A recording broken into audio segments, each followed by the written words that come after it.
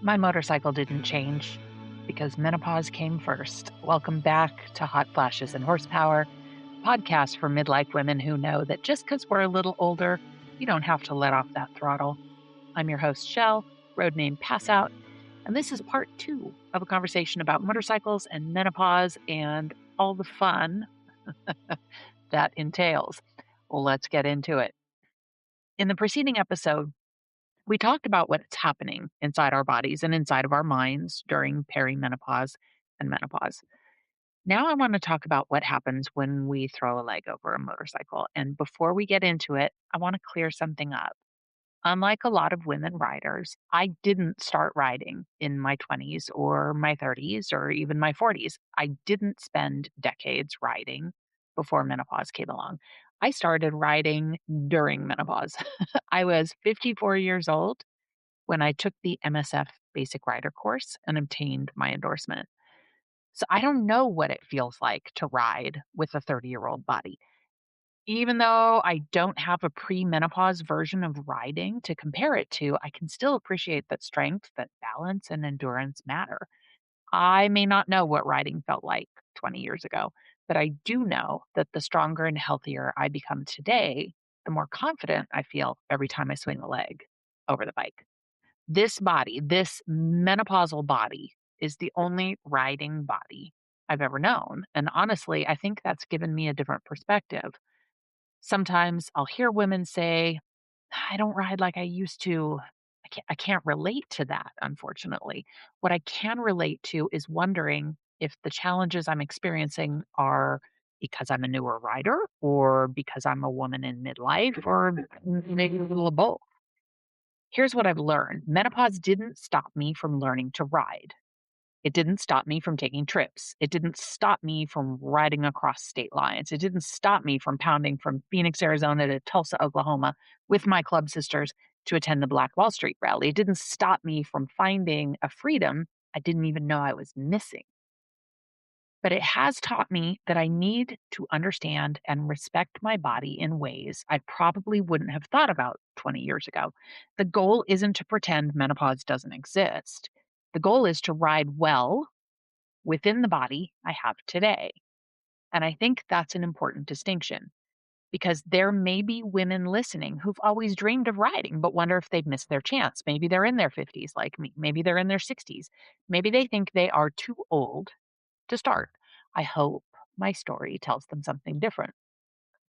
It's not too late. You don't have to wait until you have the perfect body, the perfect confidence, or the perfect timing. You just got to start where you are. And once you do, learning how menopause affects your body isn't something to be afraid of. It's just another part of becoming a smarter, safer rider. Menopause didn't prevent me from discovering motorcycling, building confidence, or creating this whole wonderful, amazing new chapter of my life. Now, we've talked about strength and flexibility and balance and adapting to the physical changes that come with menopause. I want to talk about the things that can catch us off guard once we're actually on the road. Because let's be honest, there's some experiences only another woman rider in menopause can truly appreciate, like sitting at a stoplight in August in Arizona on a black motorcycle wearing black riding gear with a full face helmet on and suddenly feeling like someone just turned on your internal thermostat up to about 1,000 degrees. If you've been there, you know exactly what I'm talking about. When the hot flash hits, before menopause, I thought a hot flash meant feeling warm. Oh, how wonderfully naive I was. A hot flash is not just feeling warm. It's your body deciding for absolutely no apparent reason that it's time to impersonate the surface of the fucking sun. Your heart starts racing, your face gets flushed, sweat starts rolling down your back, your helmet suddenly feels like an oven. And oh my God, if you're stopped in traffic, let's just say you're counting down the seconds until that light turns green. Research shows that as many as 80% of women experience hot flashes during the menopause transition. And for some women, they continue for 7 years longer. Oh, dear God, I'm still in it. The drop in estrogen affects your brain's temperature regulation center, making it much more sensitive to even small changes in body temperature. That means riding in conditions that may have never bothered you before suddenly can feel much more uncomfortable. It's not about toughing it out. I will admit it. For a while, I treated riding like a competition. I didn't want to be the one who needed extra water. I didn't want to be the one saying, "Can we take a break?" I didn't want to be the one gearing down and all that. I didn't want to admit I was overheating. Then I realized, who the fuck was I trying to impress? Nobody's going to hand me a trophy for heat exhaustion. One of the smartest things I can do as a rider is to stop confusing toughness with good judgment. Experienced riders know when it's time to stop. Experienced riders know when it's time to hydrate. Experienced riders know when to call it a day. That is not weakness, that's wisdom. Now, hydration is a safety issue. Let's talk about water because dehydration doesn't just make you uncomfortable, it affects concentration, it affects reaction time, decision making. And when you are operating a motorcycle, those things are kind of important. Many women notice they're more susceptible to dehydration during menopause, especially if they're experiencing night sweats or spending long hours riding in hot weather. I used to wait until I was thirsty. That's too late. Once you feel thirst, once your body registers thirst, you are already on the road to being dehydrated. Now I drink before I'm thirsty. I carry more water than I think I'll need. And every time I stop, I hydrate. It's just part of my routine, not because I'm getting older, because I'm getting smarter. Sleep or the lack thereof. Can we talk for a minute about sleep or maybe the complete lack of it? One of the most common menopause symptoms is sleep disruption. Maybe you wake up because of night sweats. Maybe anxiety shows up for a party at 2:30 in the morning and decides it's the perfect time to replay every awkward conversation you've ever had. Maybe your middle aged bladder requires one or more pit stops in the wee hours of the morning. See what I did there? Maybe you simply can't stay asleep or struggle to fall back asleep when you wake in the middle of the night. For me personally, the combination of bladder, anxiety, and insomnia is a freaking trifecta. The result, I start the day tired before my feet even hit the floor. Research suggests that 40 to 60% of women experience sleep disturbances during menopause, and poor sleep has been shown to reduce attention, slow reaction time, and impair decision making. Hold up. Those are exactly the skills we rely on every time we ride: reaction time, attention, good decision making. If I haven't slept well, I ask myself a few questions before I ever put my gear on. Am I alert? Can I focus? Am I writing because it helps me clear my head or because I'm too exhausted to make a good choice? Sometimes the answer is today is not the day, and that's okay. The road's going to be there tomorrow.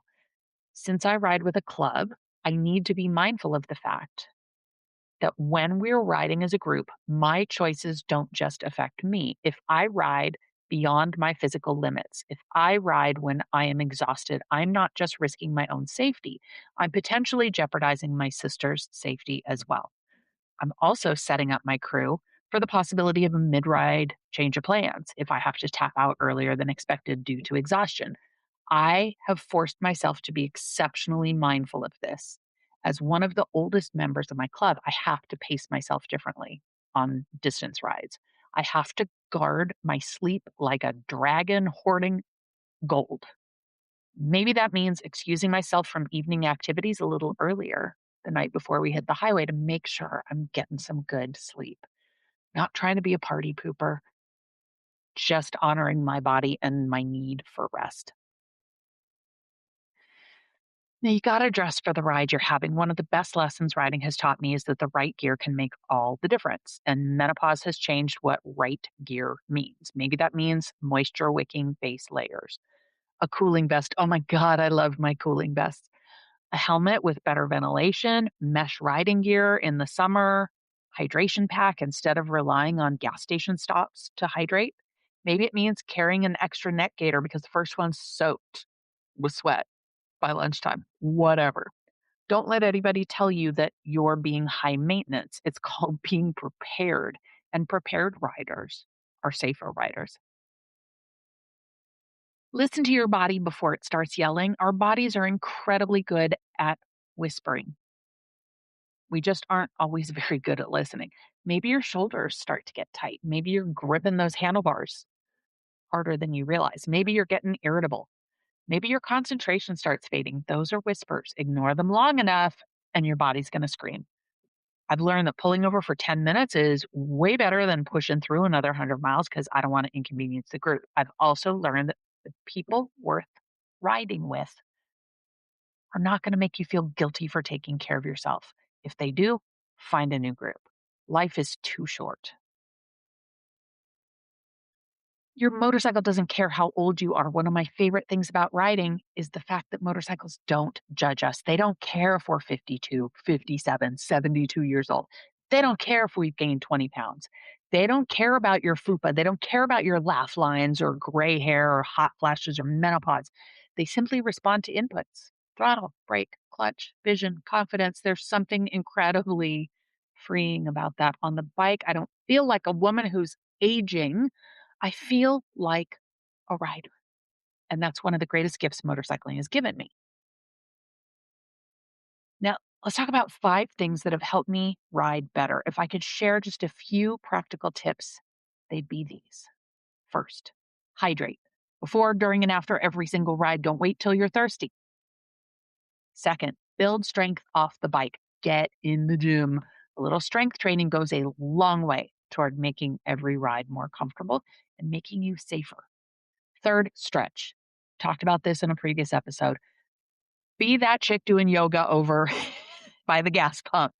5 minutes before and after a ride or at stops can make tomorrow feel a whole lot better. Fourth, invest in gear that fits the body you have today, not the body you had 15 years ago or the body you hope to have in 6 months. Comfort isn't vanity, it's safety.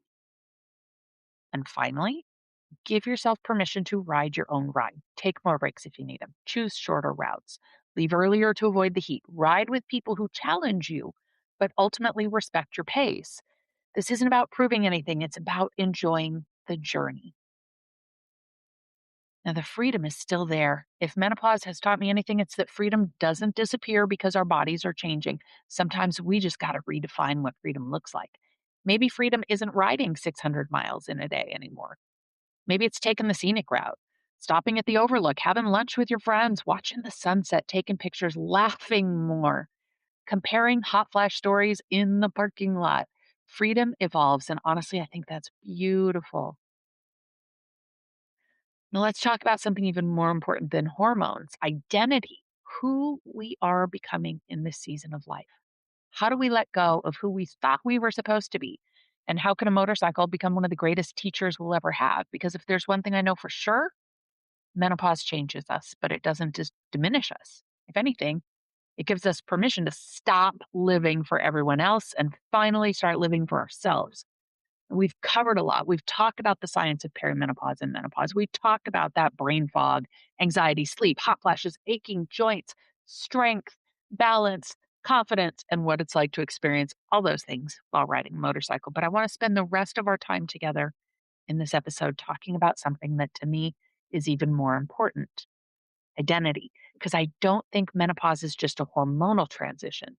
I think it's a life transition. And transitions have a funny way of forcing us to ask questions we may have spent years avoiding. Who am I now? What do I want? What's next? For many of us, those questions arrive at exactly the same time life is changing in every other way. Our kids are growing up. Parents need us more. Some of us lose our jobs. Some of us get divorced. Some of us become caregivers. Some of us lose people we love. Some of us wake up one morning and realize we spent decades taking care of everybody else. And somewhere along the way, we forgot about ourselves. And that realization can be painful, but it can also be incredibly freeing. Let's talk about the mirror moment. I don't know if you've had one of these moments, but I sure as hell have. You're standing in front of the bathroom mirror. Maybe you've just gotten out of the shower.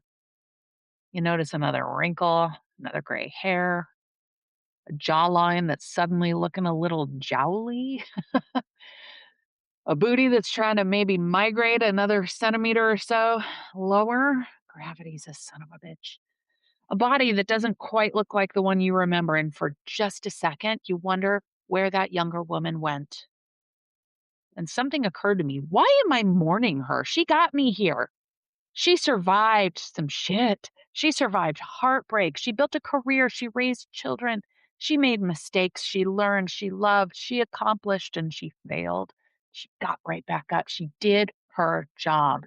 And now it's my turn, not to become her again, but to become the next version of me. We have to rewrite the story. For generations, women have been taught that youth is the goal, that getting older is something to fight, hide, apologize for. Look at the beauty industry. The messaging there is so youth focused. Look at the medical aesthetics industry. Look at the plastic surgery industry. Oh my God. I don't buy it anymore. I think we've been measuring ourselves by the wrong yardstick because when I look around at the women I ride with, I don't see women who are fading. I see women who are becoming. They're starting businesses. They're learning to ride motorcycles. They're traveling solo, leaving unhealthy relationships, going back to school, changing careers, finding their voice, finding themselves. That's not decline, that's courage. When I learned to ride during menopause, I had no idea how much it would teach me about life. My motorcycle became a mirror. I thought I was learning clutch control, counter steering, emergency braking, cornering, and yes, I learned all of those things, but I also learned patience, humility, confidence, resilience. I learned that fear isn't always a stop sign. Sometimes it's simply a signal that you're growing. Every new rider knows this feeling. Your heart's pounding, your hands are shaking a little bit. You wonder if you can really do this. And then one day, without even realizing it, you're doing the thing that once terrified you. Isn't that true of life too? What riding has taught me about menopause is this: motorcycles don't give a shit how old you are.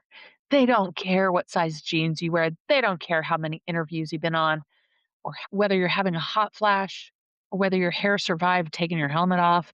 They simply ask you to be present, to look ahead, stay balanced, trust yourself. Honestly, that is not a bad philosophy for life.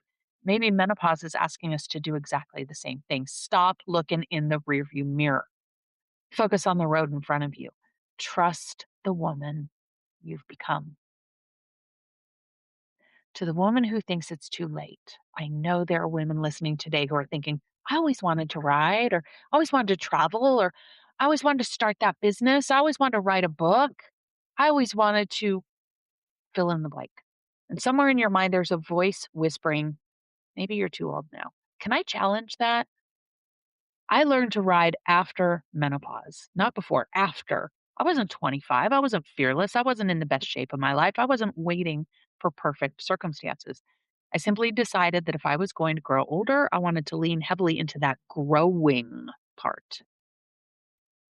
Those are two very different things. Growing older happens automatically, it is beyond your control. But growing as a person is a choice. And every time we choose to learn something new, we're choosing growth. One thing I've noticed about women riders is this: we are the community we need. We celebrate each other. We cheer when someone buys her first bike. We celebrate when someone passes the riding course. We help pick up drop bikes. We share sunscreen, cooling towels, lip balm, tools, water, snacks, directions, stories. I don't care if someone's been riding for 30 years or 30 days. We just want another woman to experience the joy of riding. Imagine if we treated ourselves with that same kindness.